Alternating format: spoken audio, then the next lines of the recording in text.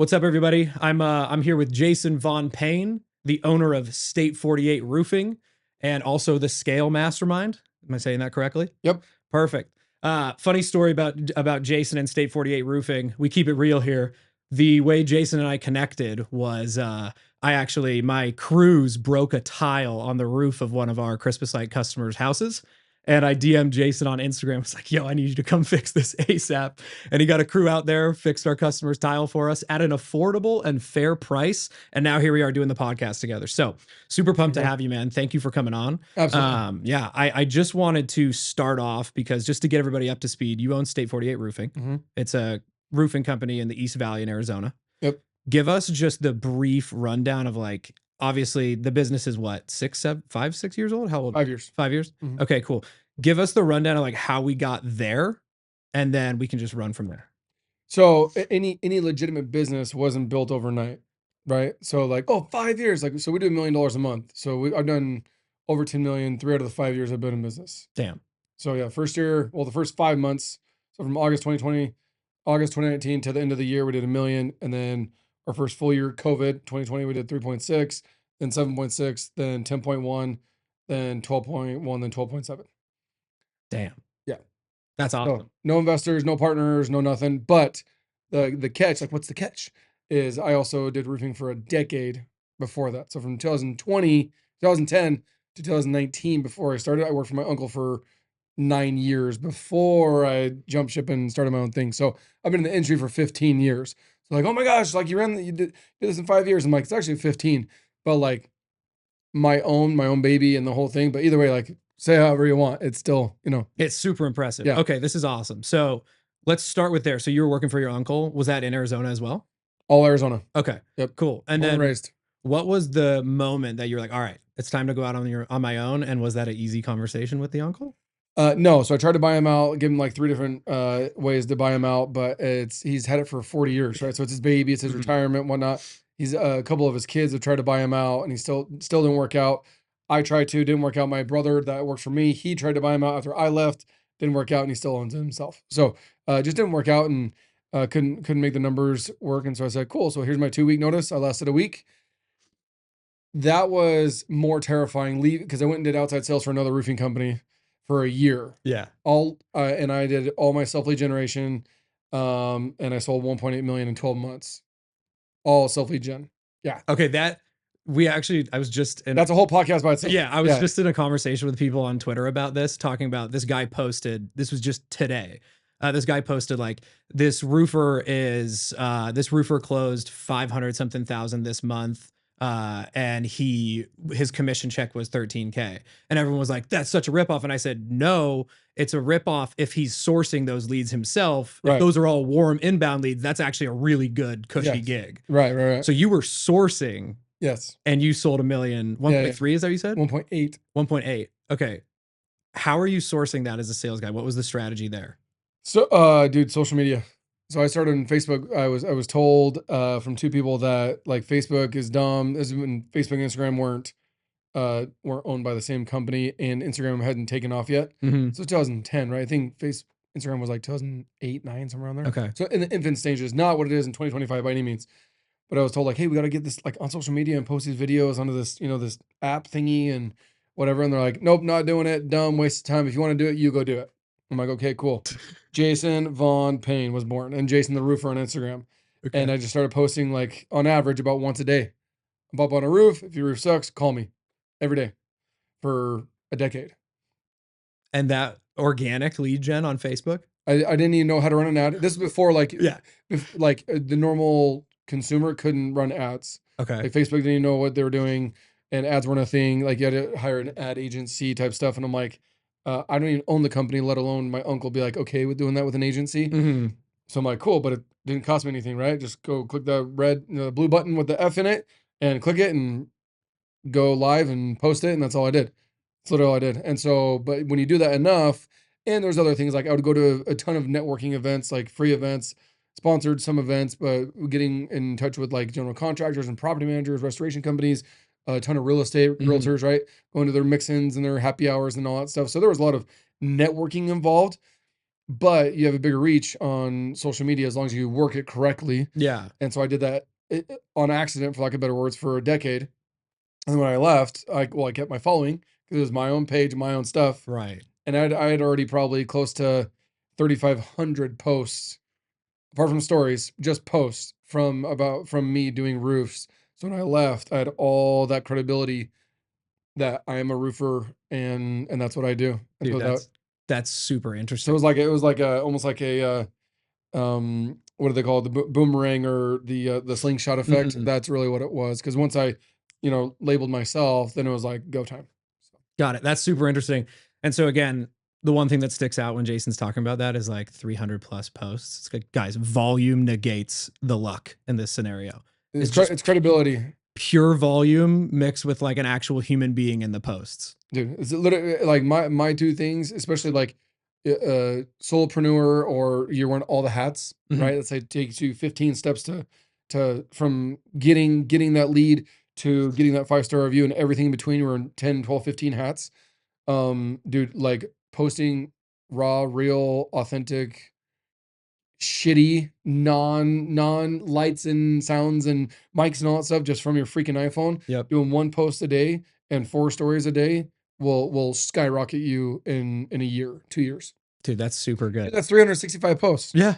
Like, go look at most people who has 365 posts. I mean, dude, I looked at your Instagram. You have like 5,000 something posts on Instagram Yeah. now. And 95% of that is still from my freaking iPhone. Yeah. Now I have just my assistant that helps me like push those out, but like if it's on Jason the Roofer, like those are mine. Yeah. Especially if it's not roofing related anymore. Those are literally from me from my iPhone. So it's Yeah. not even an agency. It's literally just doing it. But it's we overcomplicate it with the captions at CapCut and even Instagram and the way you can edit your stuff on there. Mhm. Dude, just doing that. But like it's all about frequency and volume. Like, are you like it's and it's free. Doesn't cost you freaking anything. That's a we no, I got to do something harder or more difficult. Like, don't even press the blue boost button yet. No. Don't even do that. Don't forget No. at 1.8, a boost wasn't even an option then.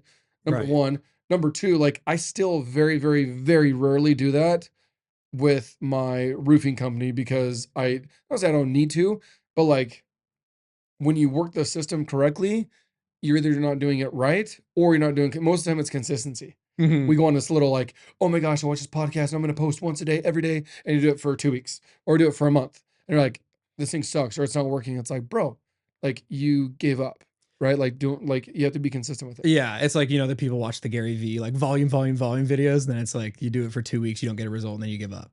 Yeah. Yeah. Gary V's been on social media with his wine stuff for 20 years. Yeah. Like, Yeah. yeah. Yeah, that's super interesting. So, okay, if someone's listening and they're a little bit newer, the thing that they go into is like, okay, I have this Instagram page that has 0 followers. Yeah. And they just start posting, and every post just 0 likes, 0 everything else. Don't matter. It's just Have like, you ever been paid? Have you ever been paid for someone liking your stuff?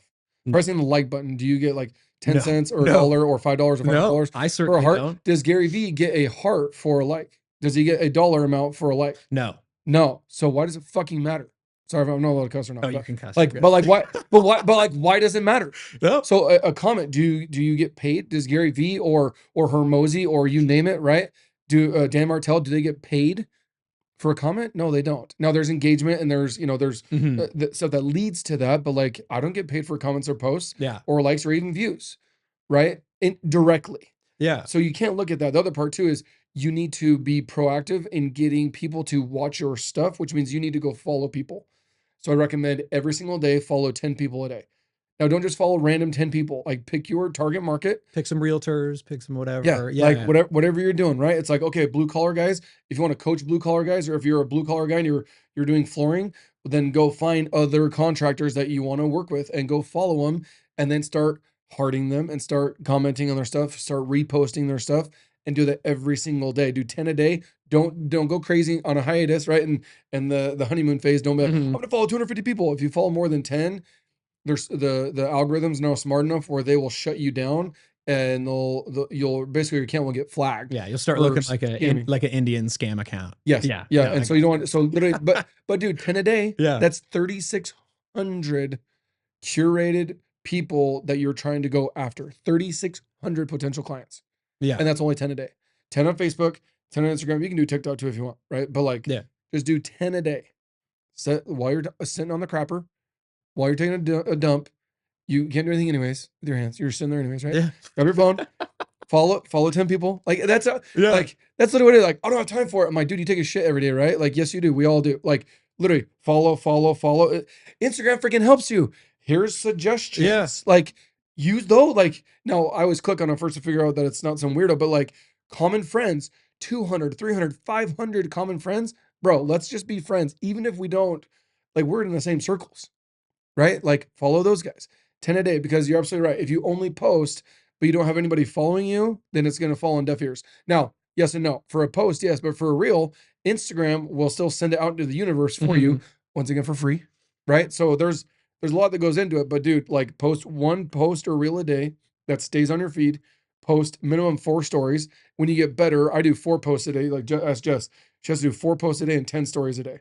Oh, I've Like, seen the volume. like It's not insane. like non-negotiable. Like, it's and that's just on my roofing page, apart from my personal page, right? So when you go and do that, it's there. But then you want to also attract people, but like, you have to be a giver. So like, let me start liking your stuff and commenting your stuff, engaging with you. Yeah. So like, follow me. It's like, dude, why would I follow you? Like, especially if you're not adding value. Like, dude, get out. Yeah, that's super interesting. So, do you think in like execution, the frame change that people need to have in their mind when they're doing it from that stage is like, it's not about measuring like the output, engagement, anything else. The only thing you should measure is like the input of I did this many posts. That's the only thing you should look at. It's just like I just did volume. Like I don't care what it does, just commit to doing it for like a year. Yeah, like And if just you had like just see what happens. yes, if you had like 2 hours to scroll back through 7,500 of my posts and go to the first like 100 or 200, there's probably only like 5 views and 3 likes. There's still videos that only get 5 views and 3 likes. But guess what? Is that people are watching your content that you don't know about. Yeah. I get stopped on the side of the road or randomly like, dude, I love your podcast. I'm like, huh? I've never seen your name a single Like, time ever. and your name is, my name's Mark. Hey, Mark, what do you do? He's like, dude, I love your stuff. And I'm like, never once pressed the heart button. Not once. Has never come on to say, this was a dope video or a great ad, great value, or this roofing thing was great, or thank you for sharing this about, your spouse or your kids or personal development. Nothing ever. Dude, it's But actually they watch it religiously. Yeah, that's actually Wow. super interesting because we were laughing about this the other day, especially when you make content that's targeting like blue collar home service business owners. One thing we notice is it's all men. Typically, they're not going to be like commenting like slay, like if a girl Dude, posts something. somebody posts slay, like, I'm going to delete your Right, but ass. like no, if a girl posts something, all Yeah. of her like they're gonna get crazy engagement and like whatever else. And one thing I noticed on our posts, It's fake engagement. We can go into that too. yeah, Yeah. no, but one thing I noticed on our post is like when I post something like one of my posts that did really well was like we talked about our gift card campaign that we do in the Christmas light company, just like a basic post. It got more bookmarks and shares than it did likes and comments, which is like, and that's a really common trend on my content that's talking about like home service stuff. Sure. Is like what we see is like on YouTube and everything else, the typical fans, like the people who would be attracted to you for the scale mastermind and stuff like that. Sure. A lot of them are going to be men. They're not going to be like as quick to be like, OMG, this was amazing. But they are watching. Like, Dude, your friends really don't even do that. Like, let alone strangers be like, dude, you're a fucking badass. Like, yeah. the Some of dude- mine are pretty good. yeah. So, but like, realistically, like, would you say that about your buddy? Like, if you post something dope, we'd be like, dude, I fucking love you, man. You're so cool. Like, dudes don't do that. No, Like, I don't do that with I don't do it with my family. I don't even do it with my friends. Like, I'll like it and maybe even share it. Be like, hey, this is a good read. Watch this.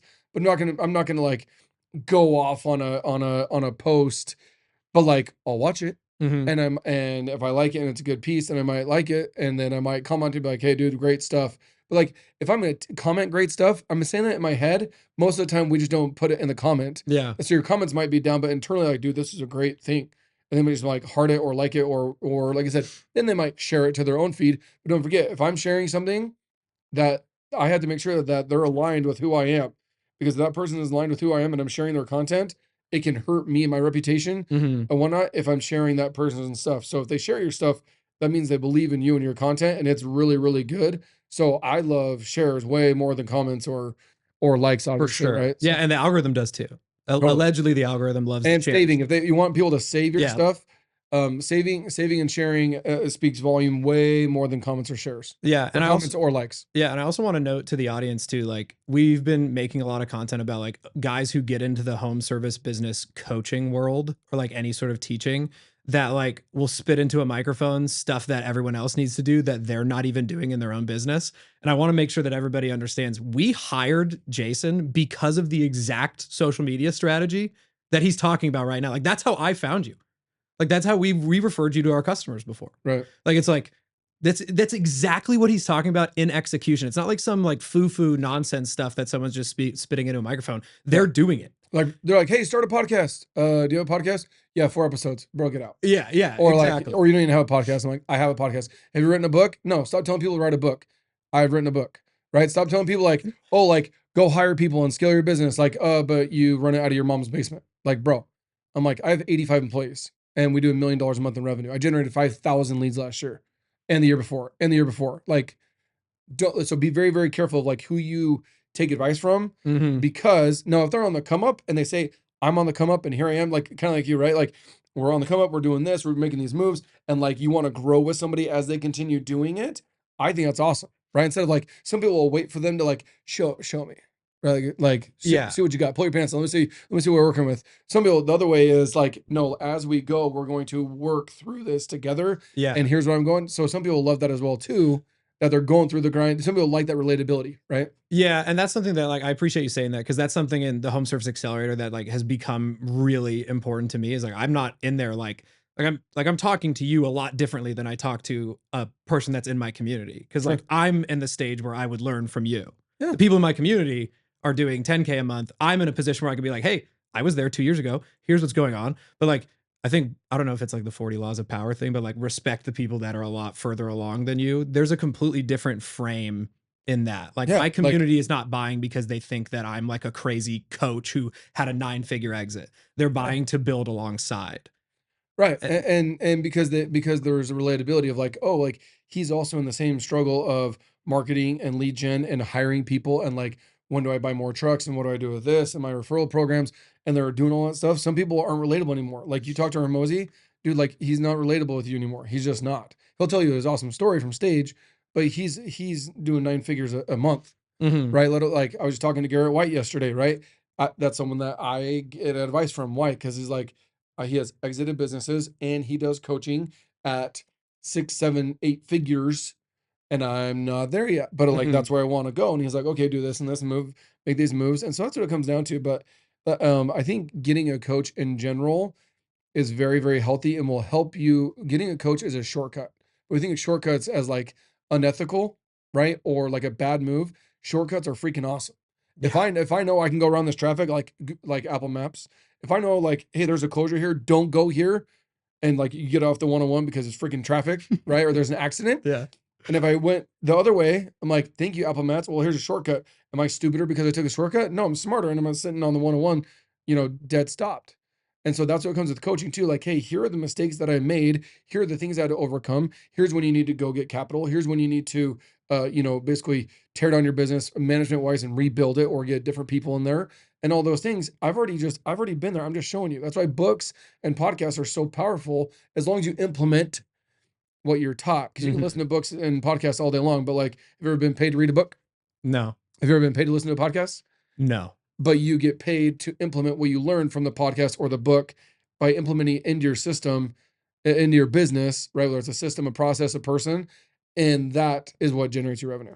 Yeah, no, I think that's super good. I think that like a lot of guys in their 20s too are somewhat falling into that trap a little bit where they equate consuming content or books as the work at the same time. Zero does not count. And it's like the phrase is like mental masturbation is like at a certain point you're not doing anything. Like there you can only watch so many podcasts, so many Dan Martell, Alex Hormozi videos, so many podcasts similar to this. Right. Eventually you've got enough info that the action you take like just needs to take over. Like you just need to go do something. And it's like when in 2020, when I started the Christmas light company, I started it solely based on the fact that like I was reading Jordan Peterson's 12 Rules of Life. And it was like the whole thing was, and the whole premise of like why I started the Christmas light company was I was deeply depressed working a sales job.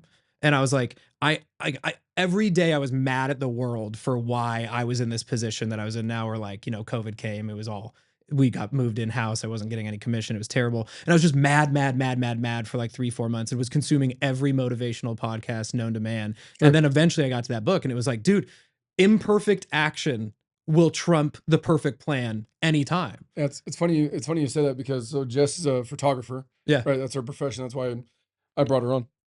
And so as a photographer, you have to be a perfectionist. You can't give like half-ass. Well, done's better than perfect. Yeah. Like wedding photos. You're probably gonna go out of business and never gonna get referred again. Right. That's why I can never do that. But my philosophy is the exact opposite. I'm like, dude, just give me like 200 pictures. Like, it's on there. We got married. It's awesome. Great. See you later. Bye. Ship it. Shit, like, boom, done. Go. Throw it. Yeah. Put it in a book. Put it on social. Like, we're done. Mhm. We're good.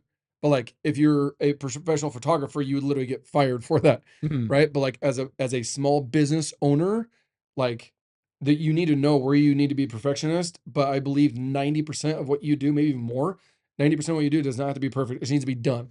You need to take the action. Like, oh, my video, like, ask. And once again, perfectionist Jess takes like, hey, we got to redo this again. I'm like, absolutely not. Press the red button. She's like, oh, you stuttered, or like you tripped over this, or you said the right date wrong. I'm like, post a motherfucker. I don't care. Like, dude, why? But it doesn't matter. It's the principle. Like, did we get the principle of the video down? Yes, cool. Did I stumble? Did I cuss? Is the lighting bad? Right? Did somebody walk by, or like airplane went over? I don't care. Post it. Push it out. Go. Yeah. And I think in execution, it's a really interesting thing when we're talking about it in the frame of local business marketing. Mhm. Going viral and getting 4 million views nationally is not really going to help you locally. It's the volume of like 2,000 view reels, 3,000 view reels, 500 view reels, but the volume of those stacking up locally. Like, for example, we have a window cleaner in Home Service Accelerator who has like a few Instagram reels with the satisfying squeegee things, and he's got like 3-4 million views on some of them. That's great. No, and how much did you do in revenue? yeah, like, he's like, dude, the content's nationwide. Like, the push is nationwide. Like, they're not hiring. Yeah, high five. How many people cut you a check for that video? Exactly. 0. And yes, was the production value great? It's an amazing video. It's very satisfying. But I think that's a really good frame to have with people. Is like, viral doesn't matter. Did you get paid for dopamine hits? Last time I checked, you didn't. No. Nobody paid for those? No. Okay, yeah, that's right. And I do want to circle back. So you guys generated, you said 5,000 leads last year. You generate 100 a week. Do you mind sharing where the majority of those are coming from? Oh, well, Like, if we pie charted it out. and I have a pie chart, not memorized, but yeah, pie chart. So, we do a lot of. You mean Like, what's the origin source of these leads? Is it Facebook organic, Facebook ads? Facebook organic, billboards. I have 2 billboards, strategically placed. I mean, we're going to come back to that. Yeah, but my billboards are gangster. I'll never close those things down. I had to make some moves because it hasn't rained in freaking Arizona in like 18 months. So I had to cut my marketing expenses a little bit. And one of the things was like, okay, what about the billboard? I'm like, no. I was like, do not touch those fucking billboards. It's like, no, but when it rains, those things will print us. My truck wraps, gangster. In my opinion, I have the best truck wrap, maybe apart from Tommy Mello from A1 Garage Doors. But we have very, very nice $5,000 each vehicle wraps. We have like 15 trucks. We get referrals for that all the time. We're doing one today. Jess and I, before we came here, we were recording content at a house, and she got 2 other quotes. And I said, hey, how'd you hear about us? She's like, you're everywhere. I'm like, what does that mean? One of my guys lives like in the same neighborhood 3 blocks down. I live a mile down in the same neighborhood. And so being like the circle of proximity, right? Power and proximity. She's like, well, you sponsor all the events in the neighborhood. I'm like, oh, so the little popsicle with your dad type stuff. Guess who's passing on the popsicles? State 48, right? Or the muffins or the donuts or whatever, right? And so a lot of that comes to like sponsoring events and being involved, like the community events is huge. You don't need to be in 25 neighborhoods. You need to be in 4. Like Power Ranch, 4,200 houses. Each house is about $20,000 each roof. Do the math. Okay. This is perfect. We talk about this all the time. This is like, I'm so glad you brought this up. So what happens with new guys is they come in and they just think they just want to get leads anywhere in the valley, right? Yeah. So like they'll run a fake. There's like, oh, but if they're in Peoria, then I'll go out there. It's, you know, it could be potentially a 5-figure roof job. Yeah. And so what we talk to a lot of guys about is like, no, you don't win off of one conversion on a Facebook ad in a 30 square mile radius. You win by running the ads or running organic content in a small proximity place. And then what happens when you do that, and when you start showing up in the community in a smaller city first, so whether you're in Gilbert, you dominate Gilbert. We call it the sniper rifle approach versus the shotgun approach. Mhm.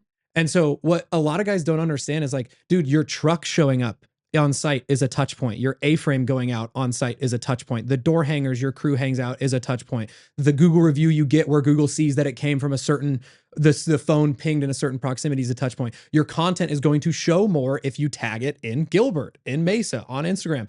And it's like, you're not going to win getting one touch point with people. You're going to win on 5, 6, 7, 8, 9, 10, 11, 12, which is kind of what you're talking about. Yeah. Well, dumb it down. If I could give you 20 Christmas light jobs, where would you like to do them?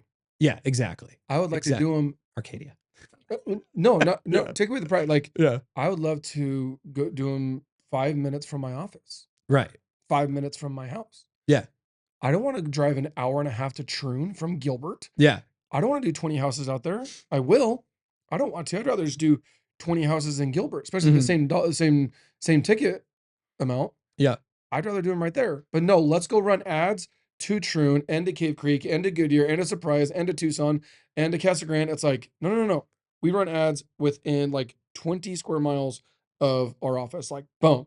Not even that. Like, where do you go? So will we go to PV? Yeah, I just signed a $123,000 roof in PV the other day. We'll travel for $120,000 roofs, gang. 16,000 square foot new build, right? Yeah. But literally like 10 minutes from here. But the point being is you want to like go deep, not wide when it comes, especially when you start. Because what happens is you're driving past potential customers to go get that customer. Dude, just like stay where you are. My business partner, Nick, talks about how I wanted it to be 48 minutes because state 48, so like sound cooler, but it's 47. I'm like power of one more in my let, like 1 more minute. So the average person needs to consume 47 minutes of your content in order to transact with you. So if that person, you run that one ad one time and then you go to Buckeye and you don't talk to that person ever again, and they see it, but they don't see it as often, instead of like, oh, you see me over and over and over again, we think that's dull and boring. Right. But what if, like, instead of texting, if you're in the dating phase, instead of texting 100 girls one time, why don't you just text one girl 100 times? You'll probably do much better with that one girl 100 times. It's higher intent. Yes. Yeah. And what's your conversion ratio if you're going to text 100 girls one time? Not much. In Scottsdale, probably decently good. Yes, but they're all sluts, and it doesn't work. And it's not, and they're not quality leads. Yes or no? It's low quality leads. Low quality, man. But what if you find that's an Angie's lead, right? But what if you find a solid quality lead or gal that is 5 minutes from your house that you like, and you spend 100 of those touch points with that one person, right? Instead of just shotgunning, that same one message or DM or text to 100 random people that you don't know. It's not curated. They're taller than you are. They're you like blondes and they're brunettes, whatever. But it doesn't change in business. It doesn't change. No, right? It's a good point. Like, really good point. And I always tell people, I'm like, who's your after? I'm like, I want a white male, 50 to 65 years old, that lives in the Southeast Valley, right? That has a roof, a concrete tile roof, that is 20 plus years old. That's your guy's avatar? Dude, like how much more direct can you get? That's pretty damn direct. Like, are they black? There's no racism involved. It doesn't matter. But like, based off of what I want, well, why not females? I'm like, well, because for me, at least, the guys make the decisions for those bigger tickets for roofing. Why? Because I've been doing it for 15 years, and I know, and I ask them who made the decision, right? Okay, well, where do I want to live? I don't want to go to Troon. Will I go to Troon? Sure. I don't want to go to Troon. I want to go in Gilbert and Queen Creek and Mesa. Like, there's 6-figure roofs in the Pecans 5 minutes from my house, right? But I don't want to do houses that are 5 or 10 or 15 years old. Why? Because they don't need the roofs yet. Yeah. So I want that neighborhood that's 20 plus years old. Yeah. And then the other thing too is from an operational standpoint. It's like, dude, if you're chasing jobs 30 miles west and 30 miles east, the drive time for your crews is like, so during Christmas, everything costs more. Yeah. And so like during Christmas season, I always show the heat map of year 1 and 2 when I did that, because I didn't know any better. I would be like, we got $5,000 Christmas light installs in Peoria. We're going to go out there. And then like you see our heat map of the pins so far. And like there would be days where my crew would do an install in Peoria and then do an install in Mesa. Yeah. And like it's the most, like I lost probably 10% of the margin on the second job just off of payroll being behind the wheel of the car. Yeah. Why do you think residential landscapers only do like 5 square miles? Yeah, because it's just the route. I mean, it's They're in like, Gilbert. Like, you go to Mesa, dude, across. You want me to go north of the 60? Are you on crack? yeah, That's like 3.5 hours away. It's like 20 minutes. yeah, But when you have to knock out 8 or 10 routes, or 10 or 12 or 15 routes in a day, pool companies, pool companies like, yeah, we'll go to Goodyear, and they're in Gilbert. no, They're in Southeast Valley. Those are listening like, they're like, would you travel 45 minutes to go clean a pool that pays $100 more a month? No. Why? Because it's all about time. Money loves speed. You Mhm. can't do the more pools you can do closer in proximity, the more money you make. If you're like, oh, cool, I can only do 4 pools today because they're both an hour away, you better be charging like $2,000 a month for those pools to make up for it. If not, dude, 4 pools a day, you're gonna lose money. Yeah. It doesn't make sense. Yeah. It doesn't make sense at all. It's super good point. It's reaffirming too. Cause Yeah. So for example, those out of state, but you have Phoenix, and then further south you have Tucson, further north you have like the White Mountains and Flagstaff. I charge way more to go to Tucson and to go to White Mountains and go to Flagstaff. Why? Because I have to now have one of my production guys that could go check on, touch up, quality control, safety, whatever, 4 or 5 or 6 of my jobs in Phoenix. He goes up north. What can he do? Absolutely nothing, yeah. except for babysit that crew Yeah. for a day or 2 or 3. He could have checked up on 10 or 12 or 16 of my jobs here in Phoenix. So, but it still cost me the same. So I'm like, well, you're going to pay for that. If you want me to go up there, like, the efficiency of that production guy or of that crew Right. is freaking zero Yeah. So you got to make it work. or less. Yeah. You got to make it work. Yeah. And I do want to circle back. Billboards. Rrr, Talk to me about it. dirty. So let me frame it. Let me So frame good. it for a second. So I've noticed. So one of the things that I've seen is people go on podcasts and shows and they talk about the same stuff. And then a lot of the entrepreneurs that are like, if you pay attention to the bigger brands, they don't talk about the stuff they're actually doing. And Yeah. so like one of the things I've noticed with some of the biggest home service brands around here, you guys, A1, Green Mango, the guys that like just on Instagram like this, like look at from afar because Sure. they're way further along than me. Sure. All of you guys are Billboard. A lot of them are radio. A Yep. lot of them are doing TV or at least some form of streaming or something like that. But you don't really hear people talk about it much because why would you? And so I'm curious, Billboard specifically, what is it about the Billboards where you were chomping at the bit to talk about it? Dude, hop in a Prius and drive around all day and look at Billboards and see where A1 has theirs. They're within 10 miles of each other Okay. on purpose. He doesn't have a billboard in Shroon. He doesn't have a billboard in Gilbert. They're all like central Phoenix. Okay. And how do you quantify the return on that? Do you have a forwarding number on that you track back to the Billboard? Is it more just a branding play? It's a branding play. Okay. So you're not like, Grant Cardone teaches this. The number one reason why small business owners go out of business is because they do not know who you are. Omnipresence. Mhm. If they do not know you, they cannot follow you. I'm the best pest control guy. I'm the best Christmas light guy on the planet Earth. I'm faster. I'm cleaner. I break less bulbs. I use less energy. All the things. Cool. I don't know who you are. yeah. So I cannot give you $1,200 to put up Christmas lights. So I have to settle for somebody that's in my face. I'm like, I was going to call that guy because the one that's a stud never posts and is nowhere and doesn't leave a door hanger and doesn't do Google reviews and doesn't do all these things. But this one guy's obnoxious and he's actually only like a 3-star guy, but he's everywhere. So I'm going to use that guy when I really should and could be using that guy. But because that guy doesn't put his brand out there, I don't want to wear, I don't want people to know who I am. I won't wear a wrapped vehicle. I got to go in my Lexus or in my big truck, and nobody knows. Like, where's the branding here? Yeah. I'm so glad you wore that. I was gonna give you shit. I'm so glad you wore like you have it on your shirt. Like, dude, you should never go anywhere without your brand on, except for date night. Never go anywhere in the world without your freaking brand. That's a bar. You guys, anyone watching this needs to pay attention to that. Because Dude, I have you ever seen Tommy Mello? Watch Tommy Mello. You'll never see him without an A1 shirt on, ever. He could be talking, he'd be at a $1 billion table, billion with a B. And he has a freaking black with his khakis on, right? Shorts or pants. And he has a freaking A1 garage door thing on there. They're going to do $325 million this year, insane. right? My buddy Evan from Coconut, Cam from Green Mango. You look at them, they're always repping some sort of like, stop repping other people's brand that aren't cutting you a check. That's, Like Aloe or Alo, whatever the fuck you call the 3 letters. It's the stupidest brand on planet Earth. I love that. Right? And guess what? Oh, it's cool. It makes me feel good. They don't cut you a fucking check. No, they don't. Stop wearing their stuff. I cut them one. It's not cheap. Right. Like I have Travis Matthews here. Cool. Yeah. High five. Like Travis Matthews doesn't cut me a check. But I don't have Travis Matthews. Like I don't have a tattoo on my ass about him. Why? They don't cut me a check, right? I have this. Or brands that you support that like they might be in your coaching program. So I wear a couple that are either my mentors, right? Mhm, So you see me like Scale Warrior, which was Garrett White. I'm in his program and roll with him. So I will wear his stuff because he has helped me get to where I want to go. mhm. Nike has never been like, hey Jason, let's do something. Like, Right. so like stop wearing out people's brands. When you're struggling to generate leads and struggling to generate revenue, it's a conversation starter. That's all it is. Yeah. The only reason why I don't do it on date night is because people will bug me like, hey Jason, what's up? So I literally have to like walk into date night, especially because like I said, I'm born and raised in where I live my And entire you're life. aggressive on social too. So Yeah, you're like like a I need to local. take my truck. We literally take my wife's car because she doesn't have anything on it. She won't let me wrap it. I'm like, why? She's like, because I'm gonna get flipped off or someone's gonna wave or take a picture or say hi or whatever. She's like, I don't want anybody bugging me. I'm like, Or okay, to each is his your own. wife a good driver? She's a great driver, Oh, but okay. Well, she's also an introvert and doesn't like people. yeah. And so she's like, don't like people waving at me, like, dude, like, don't talk to me, go away. Yeah. So I was like, we'll keep you unbranded. So unmarked. It's like an unmarked vehicle for like cops.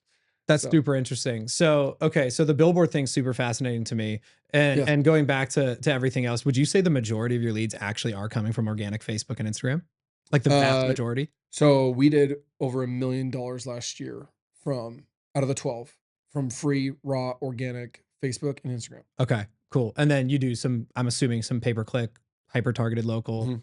some whatever else. So we've done TV. So here's the thing: you just got to figure out like what your niche is. So Green Mango's main niche was radio. They helped out with Mhm, John Jay and Rich, 104.7. Like they went ham with that, mhm, like 5 figure a month type of investment, and it paid off for them. I've seen roofers do like 102.5, like local stuff, and completely. I've seen other guys sponsor with the Diamondbacks, just mhm. absolute zero ROI. Yeah, here, keep that mic I a know him little there. yeah, keep Yeah, it a yeah. little closer to you. So does that make sense? So like what it comes down to, in my opinion, is like whatever you're gonna do, you have to do it hard and long. You just have to you have to stay with it. A lot of people they just give up. They'll do a whatever for a short period of time, like radio. Like I've been on radio for 3 years now, and I'm starting to get leads from it.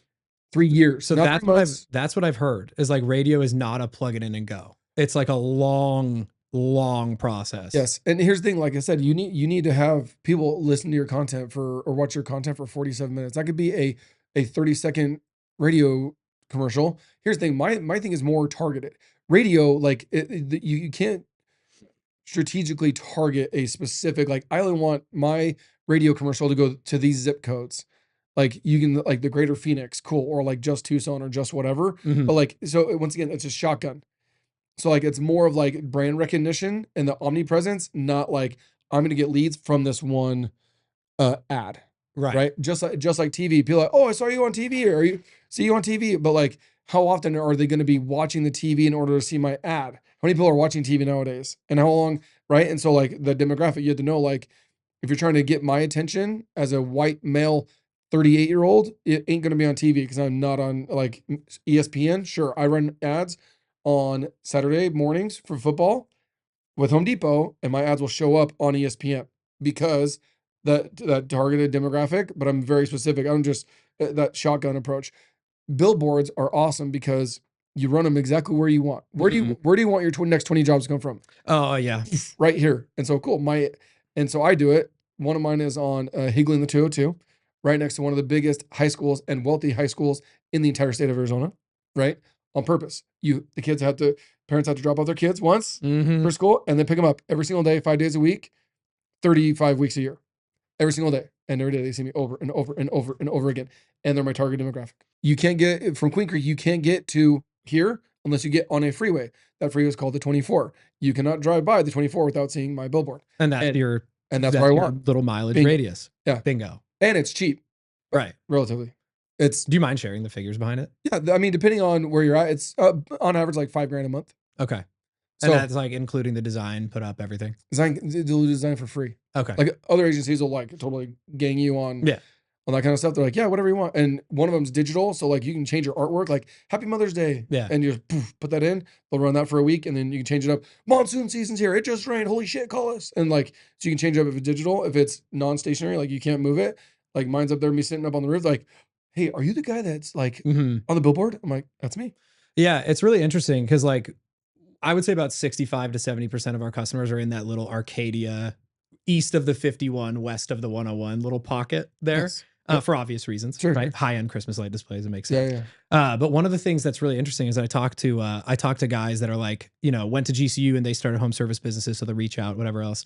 And like I'll start telling them the same stuff you're talking about with content, ads, everything. Like, dude, just hammer them. Like when you get on site, truck wrap, A-frame, door hanger, all like murder the market that you want to go. Dominate the neighborhood. Yeah. And what's really interesting is like these guys will say like, oh, but like if I ship that video or I post that video, it's like it's like low quality, like it was bad for brand. And like, what brand? Like, what brand are you trying to protect? No one knows who you are. Yeah. Like, I'm talking about like the new businesses where it's like, what brand are you trying to protect? Even my brand. So like, even with us, so like we are pretty well established in that Arcadia pocket where like we know we have more houses in that Arcadia area and than any other Christmas light company, like by far. Like every neighborhood we have at least 3 or 4. And what's really interesting is like I tell the guys in Home Service Accelerator all the time, like if I go into a Fry's right now in Arcadia and I ask 100 people, do you know who Valley Christmas Lights is? We're still so far from being a household name in that area. Like still so far. I think maybe 10 out of 100 would say like, oh yeah, I know who they are. Yeah, they'd be like, I've never even heard of you guys. Okay, they've heard of you, but have they transacted with you? Right, very, very few. Yeah, like so, like in comparison to how many houses are there, like very few. Yeah, like, so like, dude, it's funny you say that because they're like, well, I don't know about this video and like this content and it's not quality. I'm like, dude, I was like, nobody knows who you are. Even if it's a shitty video, like, oh, that was really shitty. Oh, that one guy has a shitty video. Like, dude, who? And once again, that's an assumption, by the way. That's an assumption. Right. You think that's a shitty video. Did you have somebody that wants to transact with you that said, hey, I'm actually going to go with ABC Christmaslights.com because you pushed out a crappy video. Right. Like, slow down. Say that out loud. Yeah. That doesn't fucking make sense. No. It's not a thing. Just so you know. It's not a thing because your consumer hasn't even seen it and they're not gonna be like, oh man, that was a bad video. I'm not gonna use you. Now, if you get political or do something stupid that way, that could go against you. But for the normal guys rolling it out, dude, you have no idea how much people don't watch your shit either at all or enough to even know that you fucked up. Yeah. And like the window of opportunity that you're actually grabbing their attention, like they don't care about it. It's a 10-second, 20-second part in their life while they're doom scrolling dog videos. Like it's just volume rep. Super interesting. Okay, so the billboard thing was super fascinating to me. I do want to change gears a little bit. Billboards. Yeah, billboards is the billboards. Especially if you're so targeted, like find out where a billboard is, like in your little pocket, in your little 5 miles. Yeah, and just boom, put in there, and never. No, you can change it, right? You can change out like what it looks like. So because what happens is we drive by something like, oh, that's. How many like, oh, I know where the Taco Bell is. It's on this street and this street. Why? Because it's been there forever. Have they really changed anything? Like, yeah, they modernized it after 20 years of being outdated with ugly terracotta tiles and faded paint. But they just gave it a facelift. Did it change? No. It's still a Taco Bell. Yeah, you still are associated. But we know where it is. Yeah. Literally driving out here, just like I was like, hey, punch in the address. I was like, is that Kierland? We know where it is. And she's like, oh, it's by Dominic's.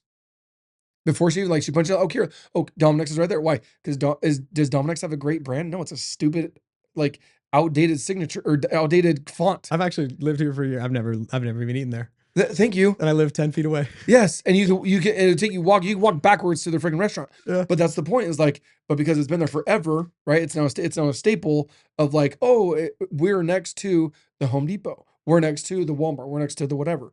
So when you do a billboard, it'd be like, oh, you have a billboard next to my kid's school. Oh, we have a billboard right next to Legacy Sports Park. Right. Like, but like, don't. When you do something, do it and do it long enough to where people like just naturally, now it's like a verb, right? We don't say go get a pair of high tops or go get a pair of sneakers. We would say go get a pair of Nikes. Yeah. That's your goal. Yeah. That is your goal. That makes a lot of sense. So I want one more marketing question, and then I want to change to like a little philosophy because some of your content I like a lot is like the stuff about becoming a man and like the stuff that's on your social. So and the fatherhood stuff, I want to hit on that. Okay. But the last thing marketing wise that I have to ask, you're the only company I see do this. I don't know, it's good or bad. All of your employees having those sub accounts.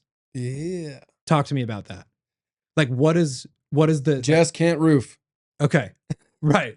But like, talk to me about like, that's like for someone who has employees, like at peak season, we have 30 employees and I watch you do that. And I'm like, how do I execute on that and why? Explain to me like, so for anyone that is listening and like all of Jason's roofers, like there's sub accounts like Tim the Roofer or Tim State 48 Roofing, Tom State 48 Mrs. Roofing. Jason the Roofer. My wife has one. Okay, explain the strategy and then how you execute on that if you're comfortable sharing. Totally. Okay. It doesn't. It wasn't like I'm gonna do this. Nobody else does this. I just started doing it. But no one else is doing it. Like Yeah, I don't yeah. see anyone else doing it. Yeah. Well, yeah. So what happens is it creates. So I believe, and this will transition into the whole like father and man stuff. But what it comes down to is when you come work for me, I want you to create a brand within a brand because I don't believe you're going to work here forever. You might. How many people like I've been here for 20 years, 25 years, 30 years? No. How long does the average person stay at a job? Oh gosh, I don't know. I would Ask say ChatGPT. I bet it's less than 2 years. I think it's like 5. Part-time or just full-timers? Full-time. 5 years. Damn. Yeah. I think it was 7. Okay. So I think it's gone down. We can double check. Yeah. I want somebody to tell me how much it is. It's like Jamie, look that up. Jamie. Yeah. Or Grant. Hey, Jared. Jared Glenn. 4.1. 4.1. Okay. Okay. So 4 years. So the average person stays at their job for 4 years. So we think they're gonna be there forever. But on average, like, this person's living in their house forever. How long does the average person live in their house? 8 years. Right? Okay. Nationwide, it's 11. Arizona, it's 8. And there's strategy behind that. Well, Okay. different day. But the point of it being, okay, so if the average person is 4 years, you just have to understand that when you can work for me, I create a brand and identity for you while you're here. I want you to be like an entrepreneur for me. Okay. Right? So there's entrepreneurs, the business owners. Well, we can't all be business owners. Mhm. And some people, they don't want to deal with $100,000 every Friday, $100,000 payroll every single Friday. Right. Like, I don't want that. No. But I like what you're doing and I want to work with you or for you. And I want maybe less risk or I want guaranteed X. Okay, cool. No problem. And you massage that. But the reason why you do that is because instead of me just being the only one that's like posting and posting and posting and posting, it's like an army, right? It's like, what if I had 5 or 10 or 15 or 20 other people helping me? If we did $1 million in revenue from free, raw, real, authentic social media, which is insane. Facebook and Instagram. Yeah. You do the math. It's like $100,000 a month. Yeah. If $25,000 would be $5,000 a day. Yeah. In revenue, gross revenue from free, raw, real, organic posting. Free. No ads. No, Zuckerberg doesn't make $1. There's no better job than a free job. Yes. And it doesn't take, you can get really fast. It doesn't take a long time either. Mm-hmm. But when I can have multiple people being incentivized via their job to post or to repost, maybe they suck at creating the content, right? Jess is the fulfiller of the content. She's not the content creator. Mm-hmm. I'm the content creator. And then what she'll do is she'll send collaborations out or reels out to my entire production team, right? To my entire sales team. Every single one of my sales guys, they're all self-lead generated. Or sorry, they're all straight commission. I apologize. Mm-hmm. They're all straight commission. Well, if someone sends them a DM and says, one of my sales reps, TJ, hey TJ, I need to go look at this property. It's $20,000 roof. Well, if it's a self-lead generated, he gets more commission. If it goes to the office, it goes in the hopper. Any one of my 5 sales reps can get it. And are you just tracking that like based on if they DM him? Or does he have like a coupon code or something that ties back to him? Yeah. Okay. So a lot of it is like, it will say self-lead generated. And then I just ask them because they don't do a lot of it. But the whole thing is like them, because the whole goal is to get them more business and more revenue. So if I can have all their friends and all their family know what you do, instead of just like when you're drinking a Coors Light up at camping up in Payson, right? Instead of just like figuring out like, what do you do? It's like, no, when they see like, oh man, like he changed his Instagram name or he got another one. It's like, yeah, this is my business one. Yeah. Oh, do you know I do roofing? Oh, no way. I need this help. Boom, go. There's a deal. Yeah. And how many sub accounts do you have? Like guys under you? Just like rough ballpark. 15 to 20. Okay. So we talk about volume. There's one Jason. There's one State 48 account. Now you have 15 or 20 other content opportunities within State 48 Roofing. Shameless plug. Follow Pete Vargas, right? 10X stages. Follow. Yeah. You so Pete Vargas. So you call it. So I teach this too. I got it from him, by the way. I always give credit to people that I've learned stuff from. Mm-hmm. Pete Vargas, OPS, other people's stages. So what you're doing right now is you're using my likeness because you're going to chop this up, put it on Reels. You're going to tag me and collaborate with me. 100%. If I like it, it's good shit. I'm going to accept it. Well, now they're like, who's this Steve guy that's friends with Jason? He just like, all of a sudden, boom, now I'm following you. And now there's opportunity. And it's the same thing as like you showing up here. You get a piece of my audience. You get a piece of everything else. It's like who's very who's this Jason Payne guy? He's a roofer. It's like, oh, he's actually not a roofer. He's actually a coach that coaches blue collar guys to get him to 8 figures, to do $10 million that he's actually doing, still currently doing in 2025. And it's like, no way, I had no idea. Maybe I need help with this, right? And so when you use other people's stages, now instead of me just being the one guy, just the Jason the Roofer Hub, if that thing is not producing, but what about you have friends and family that I don't know? Mhm. But if you work for me and I can share that information with them via you, I win. And you win because we stay in business and we generate more revenue. And if you're a sales rep, you get that lead instead of sales rep number 2, 3, 4, 5, you get that lead. So you actually make more money because you get the lead instead of it going to the hopper where you have a 20% chance of getting that lead. Right. Super good. That's really interesting. I'm gonna implement that And this week. they create a brand. Like one of them, his name is Juan Lopez. Um, we call him J-Lo. Like, as Good. funny as it sounds, like Good. the Mexican J, like Jennifer Lopez, right? But literally we call him J-Lo, and that's literally that's like his brand, Mhm. and people know him as J-Lo. Like, oh hey Juan, like we don't call him Juan anymore. Hey J-Lo, like we don't call him anymore. We don't call him sneakers or shoes anymore. We call him Nikes. And so when you have those people doing it, they get more bought into the brand. They get more bought into the culture. They know that I'm not just here for. I want you to be here to make me a lot of money. I actually want to help you become a better man, a better spouse, a better friend, a better Yep. human, personal development, shed that weight, whatever, whether it looks, get out of debt. Mhm. And then then you create this ecosystem of like winners. Okay, perfect. So ecosystem of winners. That's a good segue. Yeah. So with your employment strategy, like now current day you said 13 million a year? 15? 13? Our goal is 15 million this year, Okay. but we did 12 million last year. Cool. Yeah. What has changed for you, like the way you manage the employees now versus the way you managed employees when you're doing 3 mil, 5 mil? Like what is like the frame change you've had? Oh, that's a damn good question. When you're growing and scaling, you gotta, you're, dude, those years were a blur. No joke, they were a blur. We were having kids too. Yeah, wild. But I guess my biggest hurdle going from that small to that big is delegating authority to other people. Because when you go and you're by yourself and it's you and a couple guys, you can manage a couple guys. Jocko Willing's book, Extreme Ownership, you can only truly manage 7 people at a time. 7? So if Okay. you look at look at a church, like a solid on LDS, look at a solid church, like there's mega leadership, like from the top all the way down, right? We just got a new pope the other day. So it's just the pope and then like all the Catholics? No, there's gangster leadership from there all the way down because you can only manage 7 people at a time. Okay, so internal structure at State 48, are you implementing it down to that 7? Like every manager Yep. manages a team of 7? Yeah. So my sales manager failed because of me. A lot of it was because of me because he had either 9 or 10 sales reps apart from himself. Speaking of Jocko, that's some radical ownership right there. Yeah, Yeah. like it's now he did some stupid shit, but I also lack of training or lack of certain training, then and also metrics to hold people accountable in writing. This is what I expect from you on a daily, weekly, monthly basis. The training that I want, the SOPs, the processes, the systems that go with that. I just had we call it PPF. It Mhm. comes from Brandon Natalie Dawson. Personal, professional, financial goals with your team members every 90 days. And you go through like what financial goals are you working on? How can I help you accomplish them? What personal goals are you working on? How can I help you shed that weight or get out of debt Mhm. or better your relationship with your kids or go on that awesome, yearly trip that to Disneyland or Bahamas or whatever. Yeah. And now I make your goals my goals because if you're hitting your goals, you're happier and you're going to want to help me accomplish my goals in the company. And the spouse will be more bought into the job that the person has. So like Yes. if the spouse knows that Jason is like trying to make sure this guy's getting more fit, being more present for his kids, whatever, the spouse can be like, if you need to work 45 hours, then go do it this week. If you need to work 50, like don't rock the boat. So that's like probably a huge part of it too, I would guess. Yeah, well, I've actually fired 2 people because they went so hard in the business that they neglected themselves and they neglected their family members.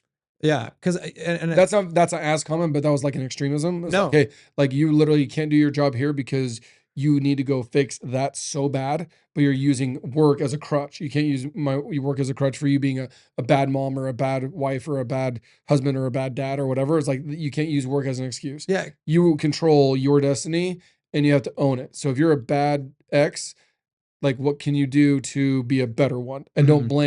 don't blame your spouse, don't blame your kids, don't blame your work, blame yourself. Mhm. Yeah. And so, cause you've been Therapy is pretty, amazing, by the way. Go to therapy every week. yeah. So, so you've been pretty public on social media that like your run up in State 48 like was like it was affecting your home life in the early stages. You talked about it on Dude, your I was Instagram I was before. 222 pounds. Yeah. 5'9", by the way, not like 6'1". 5'9", So and you're fat. you're built like an Asian pear, like Yes. me. Yes. Yeah. Yeah. I had that. I had Yeah. that stage too. Yeah. So Short, yeah. fat, and bald, baby. And like I was well on my I way. can't control the bald part Yeah. or Well, we could go to Turkey together. right, there we go. Yeah, Yeah. I heard about that. I'm like, what? Dude, let's But do you gas up the plane. Let's go. yeah. Yeah, but what it comes down to is when you go from you and a couple guys to you and a team, you need to understand that one, they can only take on 7 people at a time. And then from there you have to either you have to make a change. You have to, like a snake, you have to shed your skin and understand that you, even the best, strongest, most badass, most venomous snakes naturally shed their skin. They have to. As a business, you have to be willing to tear down your business and rebuild it in my opinion, every 18 to 24 months. Yeah. And it also depends on revenue. Like they call Brandon Dawson calls them breaking points. There's different break points where you cannot run the same business at 300 grand as you can at 1.5 million. You can't. Yeah. You can't. It's literally impossible.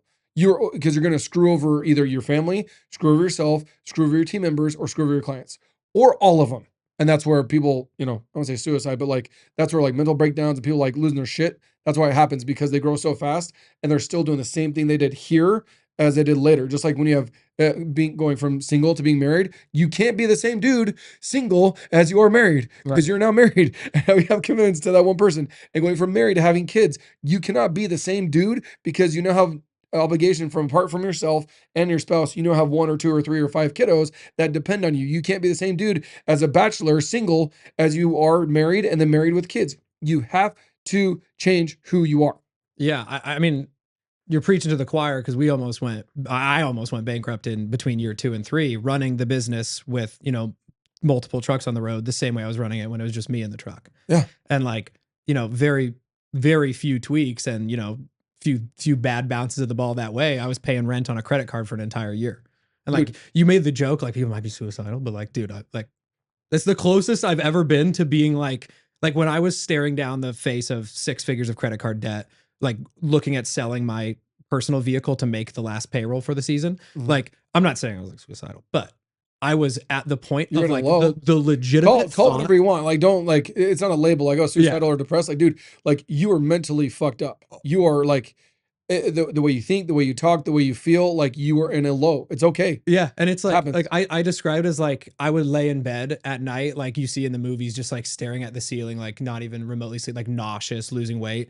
And the really interesting thing about that is like, for about a week, I was like, oh, the manager I hired. So for the backstory, like we're a Christmas light company. My brother died on October 10th. And so it was like, I had to go to Seattle, had a guy running the show. And like, that's just go time for you guys. October, okay, November. yeah, exactly. Yeah. It's like, yeah. And just the whole thing just collapsed. Like I had customers that had been using us for 2-3 years calling me mother effing me about like, you like what, this, that, and the other. You're not here, you're not showing up. While like booking a fucking crematorium with my parent, like just the worst thing ever.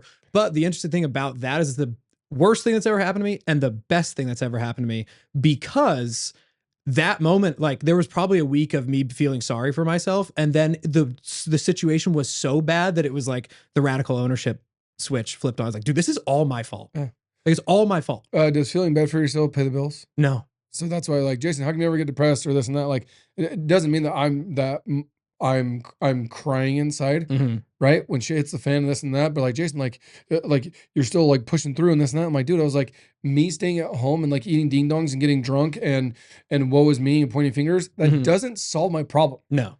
It just justifies your feelings that aren't even legit. So shut up, stop being a pussy, get up and go back to work. Yeah, it's like that's how you can, I won't say work yourself out of it, but that's at the end of the day, you can action yourself out of it. It might not be work. Yeah. Might not be work, might be therapy, might be rehab, might be other things, but you have to action yourself out of that mindset, because that mindset is not going to get you out of your situation. Yeah, I think, I don't know if Hormozy's the first person that's had it, but like it's the okay and like, okay, and it's not but. Like, it's not but. Yeah. Yeah, exactly. And so like in your situation, like you said, you got really fat, whatever else, weren't taking care of yourself. Oh, It's dude. like you're like, oh, like, you're sitting in, the company's doing bad, whatever else. And you're like, oh, like, oh, woe is me. But it's like, no, it's also like, okay, this sucks. Okay. And like, Yeah. what's the choice? We just gonna sit there and eat ding dongs? Let me give you the guys that are scaling and going. So two things. One, those that are going and scaling, guess what? You're gonna have the same problems. They're just different. Yeah. Like you're still gonna have problems. You're still gonna be like, holy shit, what am I doing? There's more commas and more zeros, right? Like it never goes away. Mhm. That's why you're an entrepreneur. That's why we're unicorns, because it never goes away. You don't get to turn your phone off. You don't get Yeah. it. Like it's still a thing. Yeah, it's like that. I share it a lot, and I even look at it myself a lot. It's that line graph where it talks about like what you think business ownership is going to look like, and it's just a line going this way. Yeah. Then it's like what it actually looks like, and it's like I peak forgot who valley. one of the greats. I forgot who said it. The two things you don't want to know how they're made is a hot dog and a world class business. Like Yeah, an entrepreneur, like a small business, how a small business is made and how a hot dog's made. Two things you don't want to know how they're made because yeah, it's ugly, dirty, nasty. It's crazy, right? yeah. It's actually funny. Well, Like, here's the catch. Going back to your husband, yeah, or your husband, sorry, your brother passing away in mhm, October, right? yeah. Whenever it was. 2 years ago, 2 years ago. Okay, three, sorry about that. By the way, 3 years ago. I appreciate it. older or younger? Older. Older. Mhm. So when that happens, I just taught this last week, 2 weeks ago, and in my scale mastermind, we're talking about okay, cool. So a lot of people they want to have a business so they can have freedom. And a lot of times we think of freedom like going to the Bahamas, going on vacation. What about freedom to mentally, physically, emotionally, psychologically be at wherever you need to be for your brother for that week or 10 days or 2 weeks? Hmm. You couldn't. No, You were physically there. I did a bad job at both. Yes. Oh, you'll suck at both, by the way. Yeah. You will, because if when you need to be over at the ceremony of the funeral, being there for your family and your kiddos and all that crap, you cannot do that and still be trying to run your business here if you are the guy. Hmm. That's why you grow and scale your business, by the way. Because something or someone is going to get screwed over. You needed to be more present and you couldn't be because you didn't build your business and the systems and the process, the automation, the people for you to be able to step out in order to be present for a funeral. We're not talking about the Bahamas Hmm. and Hawaii and going on trips in San Diego. I'm talking about just like shit that hits the fan, Hmm. right? Tragedies, accidents. Like I said before we press record, my brother has cancer. He's had cancer for on and off for a decade. He just Yeah. got surgery 2 days ago, 3 days ago, and same thing. But like he has slowly built a business. Actually, there's a roofer as well too here. That he built a business to where he can step away for 2 weeks and like bids will still come in. They'll still be ran. They'll still on a much smaller level. Right? Hmm. He's doing probably 3 or 4 million, but like Hmm. but to where he can literally like, even if he wanted to do both, he's literally under the knife Right. with recovery, with all that kind of stuff. And he's married and has 4 kids and like the whole shebang. But like your company needs to, I love what Tommy Mello talks about. Take your phone, turn it off. OFF, turn it off. Take your Apple phone, turn it off. Put it in your nightstand for 30 days. Get a plane ticket, go anywhere in the world you want. Hawaii, San Diego, Bahamas, Bora Bora, go wherever you want for 30 days. No one can get a hold of you. There's no service, no Wi-Fi, no computer, no phones, no iPads. What happens to your business? It's a better spot now, Yes. but Now the goal is to be striving towards the one of three, several things happen, but normally one of three things happen. You continue to generate more leads, more revenue, and continue to grow. mhm, Which is like the 1% that actually do that. mhm, A handful of them, let's say 10%, will stay the same. They'll mhm. still generate the same number of leads, do the same number of jobs, same number of revenue, and stay stagnant. But no decline. And the other 90 or 89% are like, oh shit, my company, like I have people leaving, I have clients pissed off, I have jobs not being fulfilled, and it's a royal shit show. And you might not even have a business when you come back, or you might not have clients when you come back, or you might not have Mhm. accountants when you come back, you might not have team members when you get back, or you do it. It looks like it looks like the movie 300 where they just got massacred, like what just happened Mhm. because I was gone for 30 days. Yeah. That should be your goal, is to be able to have that freedom. Like I said, you want to go on vacation and you want the freedom to go on vacation. Awesome. But what about not if, but when your parents get sick or that accident, that car accident, or that phone call that you get? Can you stop what you're doing and say, hey, I need to be gone for a week or two now and everything is okay? And your team members say, hey, I got you, go. Right. That is the goal of owning a business. Yeah, and it's really interesting because I'm sure guys that talk to you and guys that talk to me, like most business owners that would come into both of our circles have that scaling goal. But very rarely do I talk to somebody who's like, oh, I just want to stay in the truck. Do the average Like very rarely. do the average business owner does 93% of all business, Brendan Dawson, 93% of all businesses have less than 10 employees, are in business for less than 5 years, and do less than $3 million in revenue. Yeah. 93, sorry, 97%. It's insane. Yeah. But everybody wants to scale and do all that. And I think Well, yeah, because it looks cool on social media. yeah, but then you get into it. It's funny, like I talked to one of my buddies who's also an entrepreneur about this, and I said, like, if I can think back to the moments when I started the business, like my first business, and like if I told 23-year-old Steve that this is what those 5 years were going to look like, I don't think 23-year-old Steve does it. Like if I actually said like, okay, 2020, this is how it's going to go. You're going to hit 100K in a 2-month period, and you're going to think you're God's gift. 2021, you're going to hit 250K, and you're going to start a junk removal business in the off season, and you think you've done it twice.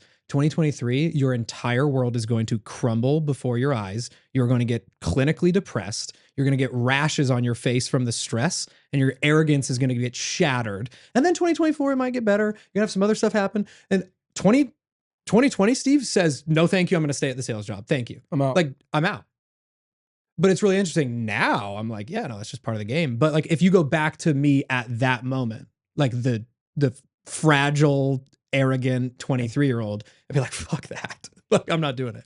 And that's why most people don't do it. And I think most business owners, if they're honest with themselves, and the ones that I've talked to, similar to you, like if you gave even yourself the run up at that moment, but like when you were still a sales guy, you'd probably be like, oh, that's probably a lot less exciting than what I thought it was going to be. Yeah. Well, Patrick David, PBD, talks about this. He's like the most wealthy person in your business is actually not the business owner. It's the number two, because they don't take on any of the risk and they still make a shit ton of money. Yeah. I think that's right. That's probably pretty like accurate. Lawsuits, my name. ROC complaints, my name. All the debt, right? All the debt, suppliers, trucks, all the things, all in my name and my wife's name. That's it. Nobody else in the company takes on that. For whatever reason, this thing folds tomorrow. All the liability is on me. The number two person in the company, zero. Do you communicate that internally to your staff in any way? Yeah. Do you find that to be beneficial to actually spell? Because employees don't understand that all the time. No, so like employees, like, do. you know, but some, Yeah. right? But like, you know, a lot of people, like a lot of employees, it's probably a hiring problem too, right? Yes. You're probably hiring the wrong people if they don't understand that. Oh, I've hired so many wrong people. Yeah. In the last, But I think it's 2 years. yeah. Okay. Yeah. Same. Yeah. There's a skill. Yeah. There's a skill to do that now, but yeah, don't make that mistake. Yeah. I think a lot of guys like don't really fully grasp that concept of like your employees will understand that you take on the most risk. They understand they weren't with you shooting in the gym, like alone, year one, and like doing this stuff yourself, right? Dealing with the stuff yourself, like all that.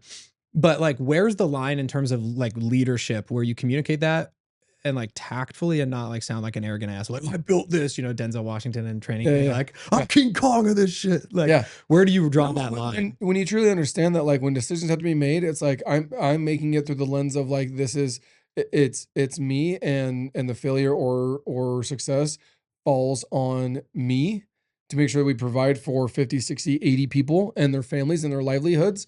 And I have to look at it through that lens, because what happens until you actually see it coming out of your bank account and you see your name on the lawsuit or your name on the RC complaint or your name on the whatever, on the foreclosure statement, right? Or when they're calling you and asking you and beating down your door, it's like you can literally go and you have to, if you come off as an arrogant asshole, no matter what you say, it's not going to work, right? Because I've had this conversation several times. I'm like, hey, like at the end of the day, it's like I don't have other partners or other people that with skin in the game. The skin is me and my wife, and that's it. Like direct skin in the game. Now there's other people like Dory, my CEO. She's been with me 5 years since day one. She has a ton of the skin in the game, right? Now, not necessarily financial of like she's invested tens or hundreds of thousands of dollars. She's put in thousands and thousands of hours, right, to build this thing to where like if it were to collapse or go bad or fall apart, then she has to go start all over again. So there is indirect risk for those that have been there and have been going all out, because when you leave, you're not going to leave and go up somewhere. Most of the time when something like that happens, you're going to have to go down and then work your way back up somewhere else. So that risk for a team member is huge, because they're like, man, I was here. I was good. I worked my ass off. I worked my way up. I'm here. I got this position, this money, this profit sharing, this whatever, and then you leave and go somewhere else. You're not going to go, nobody's going to give that to you. Mhm. Hey, you're a brand new person. Let me give you profit sharing day one. No, like that does not happen. Yeah. Right. And so when you truly understand that, but it's, you can't expect people to understand that. So why would you go through the explanation of that when their job is not to understand that? Right. There's That's kind certain, of what I was getting there's at. certain things in business that don't need to be told to everybody because they won't understand it or comprehend it, and it's not going to help them do their job better. And they don't need to be effective at their job. No, it's like if they know this information, they're going to be better. Tell them. If I tell them this, they're going to be better. No, then don't tell them. Yeah. No, I like that a lot. These are some gems. But don't be scared to tell people numbers though, too. Like, I'm not gonna tell you how much I made. Like, dude, it doesn't matter, dude. I'll put my P&L on freaking Facebook. They're just numbers. And guess what? If it's a fuck ton of money, like Grant Cardone, high five, bro. Good for you. If there's $2 in bank account, that's also your fault. Good, bad, or otherwise. Like, own it. Right? Certain years, I remember one year I netted 3%. I've been there. 3%. And guess what? Yeah. No, the number doesn't change. There's not a shit emoji or a heart emoji or a sword emoji next to it. It's just a fucking number. But like, you got to own it, good, bad, or otherwise. And your goal is like, cool, this is where we're at. What can we do? What can we change? How can we do better to make sure that that doesn't happen again?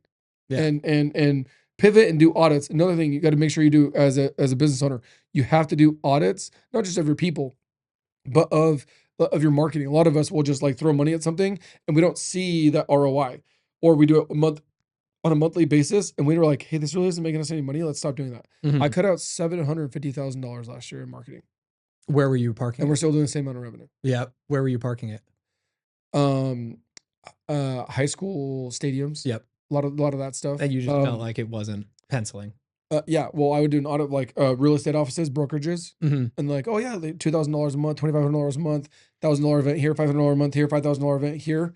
And I'm like, cool, thanks. And how many leads have we gotten out of that? 4. And how many deals? 1. For how much? For 12 grand. Wait, so I've given you from my life, bro. Yeah. Last year, I gave somebody $25,000 over 12 months, and we generated $12,000 in revenue from one roof that they gave us. Yeah. And like, even if there was some word of mouth component, it wasn't anywhere near. but we love you guys. We refer you to everybody. I'm like, well, your referral program sucks. Yeah. Yeah. Exactly. Yeah. But like, I didn't do an audit for like 2 years. Someone might do. I didn't do an audit for 5 magazines.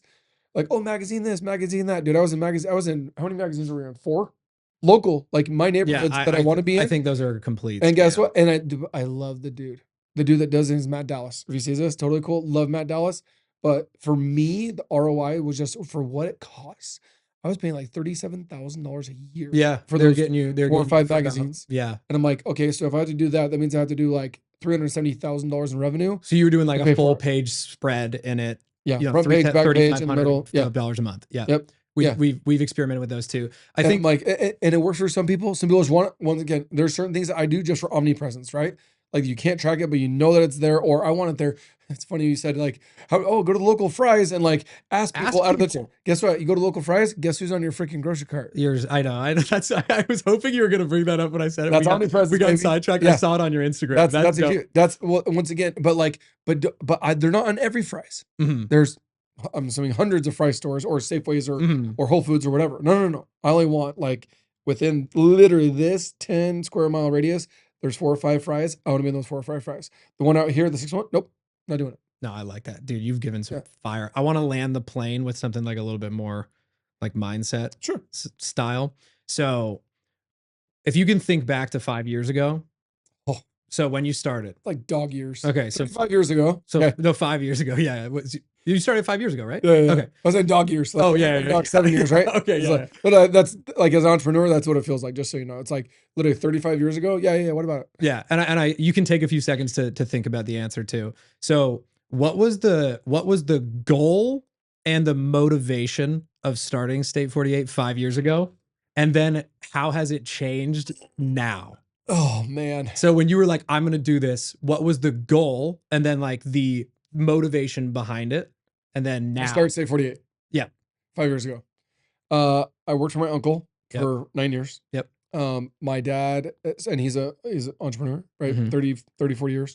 My dad has been doing flooring for 40 years. So I only know entrepreneurs. I don't know corporate America. Yep. I heard this thing called, I learned like a couple years ago called, we're going to table this.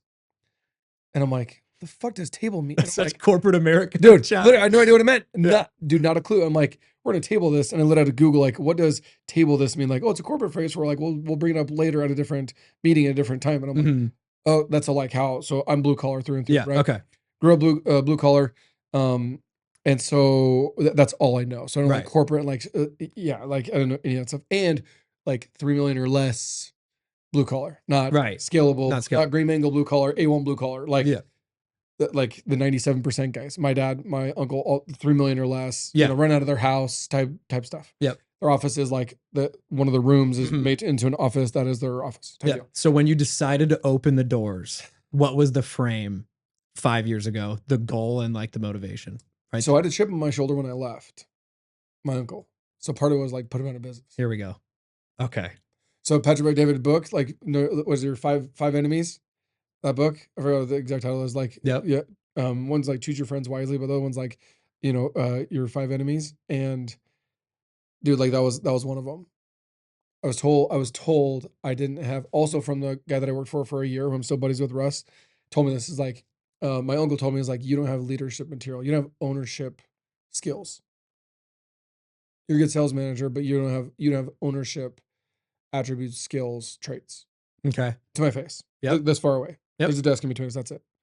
Said okay, and I was like, fuck you. Yep.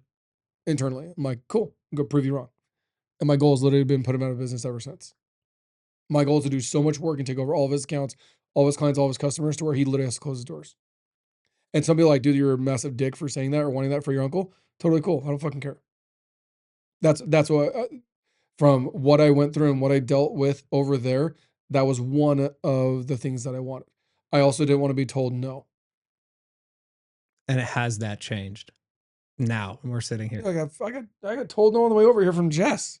I get told no all the time. Yeah. But like being told no, meaning like if my gut tells me to go do something and someone says no, don't go do it, I can say, no, we're doing this. Mm-hmm. That's, but like, and that's not with stupid stuff necessarily, right? But I would be like, hey, I want to invest in this. Like, I couldn't do a full truck wrap at my uncle's company. We did vinyl and magnets. So 125 bucks, 150 bucks for the entire truck Mm-hmm. versus back in the day, it was like $2,700. Now you're paying what, $4,000? $5,000, Yeah. $5,200. Same. We just got our van wrapped yeah. at $5,000.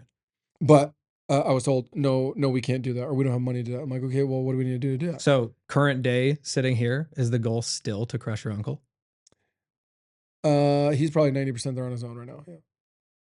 Does that still motivate you? Like when you No. get up now, are you No, like, because the 5 years ago me, the emotionally immature me then is not the man I am today. okay, I am motivated by a fuck ton of other stuff. what's the thing now? Or things? Oh man, And what are the things this that is when, a like, yeah. it's a deep question. Yeah. So what are the things? I'm all for like, it, but I'm like, that's a gangster, like, holy shit. If I had to really think about it, like what motivates me now? yeah. So like 5 years ago, it was anger, a little bit of F you to the man. Now you wake up today, you got podcast bids, everything else. What's the You know thing what's crazy? driving Like, you now? dude, my biggest thing is I want to make an impact in the world and change people's lives, the blue collar space specifically, that you can have an awesome body, you can have an awesome marriage, you can have an awesome life, you can make a shit ton of money, you can bless the lives of a lot of people. Jess and I just yesterday, we were at a roof in Tempe, 101 in the 60, that we just replaced a roof for free. A single mom, 5 kids, not a hoarder house, but like really, really Yeah. bad condition. Mhm. And it's one of my other buddies that I met on Facebook, that never met in my life. And he's like, hey, I need someone to help donate a roof. And I'm like, yeah, I'm in. Went and did it. Didn't ask any questions, just went and did it. And this is like our 5th or 6th roof that we've done with him. And it's all pro bono, the entire thing.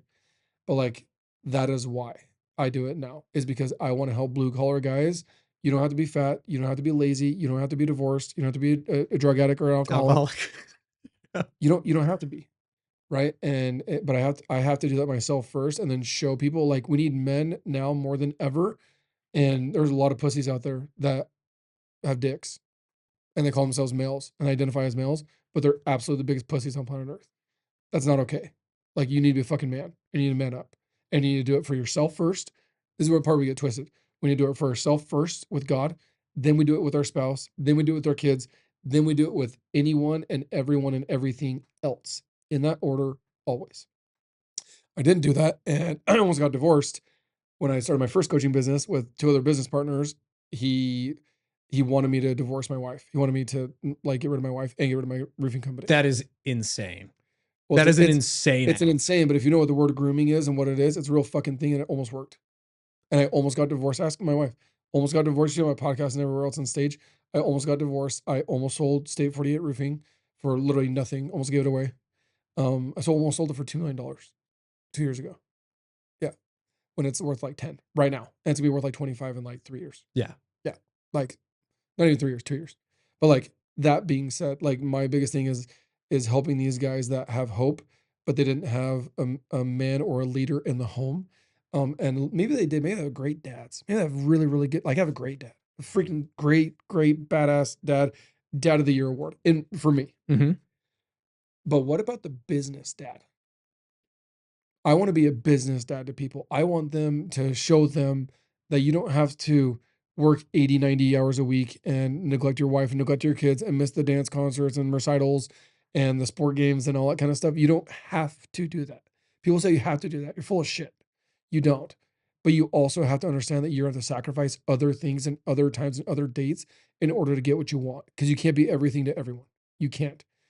But there is a strategy to do that I haven't mastered, but I'm doing pretty fucking good at it. And I Yeah. have friends like Cam Bodden and Evan Ritchie and Tommy Mello and Garrett White and Sean Whalen and those guys that have helped me along the way. And I would be an asshole to not share what I've learned and my success that I've learned in the business game to provide that freedom to where I can go take care of my brother, go take care of my parents, Mhm. go on vacation with my family whenever I want. Yeah. Do you That's what I'm think talking so? Those guys that you mentioned, it's funny we talked about the 40 laws of power, whatever. That's one of them again. about. So those guys that you mentioned, like, do you think that they also have that similar thing with the thing that got them to start the business now? The thing that got them to start the business and motivated them completely changed along the way? Because virtually every successful business owner I've talked to, the thing that got them in the door to entrepreneurship and the thing that gets them out of bed now is completely different. Some of them are still the same. So it really depends. Grant's was, his dad died super young, as a kid. His brother died shortly thereafter. His mom, had a set, life insurance, a set number of dollars, and she turned into crazy like scarcity mode, and she couldn't weep and be sad for the death of her son and her husband. She had to go work 3 jobs. Yep. And so Grant got mad and became a drug addict and all those things. And he's like, but we don't need to do that. We don't have to do that. And so, but that's what motivated him, right? Is like, I never want to be in that position for my family ever again. And so your whole goal, I forgot who it was on one of my podcasts, who taught it to me, that said like your goal should be to leave your family better than the family that you were given. Set Mm, up your family for more success than the family that you were given, because you didn't choose your family chose you, right? mhm. Um, be more successful and leave them in a better situation than the situation that you were given. And there's mega different tiers of that. Right. But leave better. Don't leave worse. That's super good. It's a Dude, good way that's to. that's what it comes down to, man. But like if your goal here on this podcast and in the blue collar space is to make a shit ton of money, like you're in for a wild ride, number one. If that's your motivator, like get out. Like go do a sales job somewhere else, go work for University of Phoenix and go make money there. But if you're here, you have to have a servant heart, because your goal is to serve and give back to your team members and to help them reach their goals, right? Zig Ziglar talks about, right? If you want to reach all your, if you want to accomplish everything in life, help other people accomplish theirs and you'll get yours. So Yeah. that's the mindset you have to have going in. Yeah, I have like somewhat of a hot take on it. And because I'm so close to when I started and all that jazz and all that, I can still remember the motivation behind it. I tell a lot of guys, like, the thing that pisses me off with people when they talk about starting their business is like, I just wanted to help people. And I'm like, I don't think that's why you started your business for the most part. You started the business to make money. Otherwise, you'd be volunteering at the soup kitchen. However, Yes. what it turns into, and you quickly realize when you hire employees, is like, oh my gosh, like my employee just bought a house and his wife's expecting or something like that.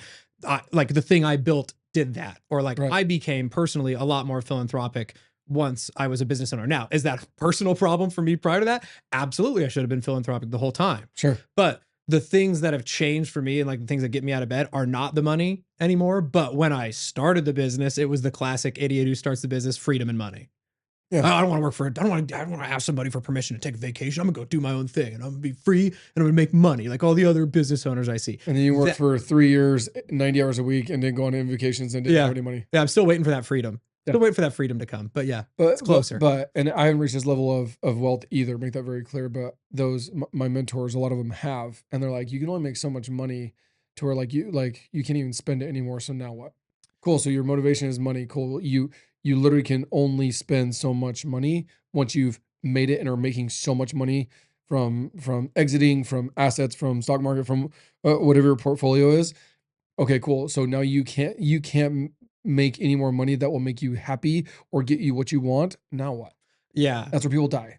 Yeah. And I think that's a really interesting progression for an entrepreneur. Is like when you first start, you're typically broke. And then you get to like the basic needs met portion, which like I'm there now, basic needs met, not worrying about where to go. I live where I want to live. Yeah. I No, I'm to look at your bank account in order to like get gas. Yeah. And then it's like the next tier is like, I think the stat is like right at about, it's probably higher now, but it was somewhere around like 160 or 250K is like the happiness curve stop. Oh, I thought that's the bare minimum. No, so that's where the basic needs number, where you don't have to worry about meals, whatever else you can help family. It's like somewhere around there. It's probably higher now. If you live alone by yourself. I'm talking personal income take home. Yeah. Right. That's typically, but without a kid and without a spouse and kiddos. Yeah. Right. So if you're married and have kiddos, you're in deep shit at 150K. Yeah. And so that number is probably a lot higher now, especially too. But then what a lot of guys that you're talking about and guys in that scenario talk about, like the happiness gets to there. Like that's like, you can buy happiness up to 200K a year. Yeah. Like a single guy, like when I started to take home somewhere around there, right? Happiness for sure got higher, but it doesn't keep going from there. Like like the happiness, like it goes, you get to the basic needs and then you're building for some other reason past a certain income. So once your bills are paid, you have to have a second gear. Yeah. And that second gear cannot be to go like, yes, you should always be generating and creating more wealth that you can even give it all away. And that should always be in the back of your head. But like once your bills are met and you continue to grow that wealth, like what else though? There should always be something else where you want to help somebody or you want to give back, start a charity, do something, or what if? Okay, cool. Now you're making $3 million a year, take home in your bank account every year, making 300 grand a month. Yep. Cool. Okay, all your needs are met, right? All your stuff taken care of, right? But like, how healthy is your business? Are you one phone call from like going out of business? Are you one letter, one whatever, one accident from your business crumbling? Well, then you should be focusing on that. Cool. You're making, hundreds of thousands or millions of dollars a year. That's awesome. But what about your business? How healthy is your business? Because you look at your personal bank account, cool. But the only thing that's feeding your personal bank account is that business. Mm-hmm. If that business is starving, this goes away immediately. So you're actually not wealthy because if that goes away, you have 2, 3, maybe 5 years, maybe of reserves, and then you're bankrupt. So you are 2 years from being bankrupt. Mm-hmm. That is the grind that's behind it, by the way. Like my hustle never goes away. Why? Because like any one thing can happen and I can lose it all. So you keep fucking grinding and going and help people along the way. I like it. Let's stop there. Cool. Jason, thanks for coming on, man. Yeah, that's going to really help our audience. Like that was gas. We appreciate it. Absolutely. Thank you, dude. Yep. Appreciate it.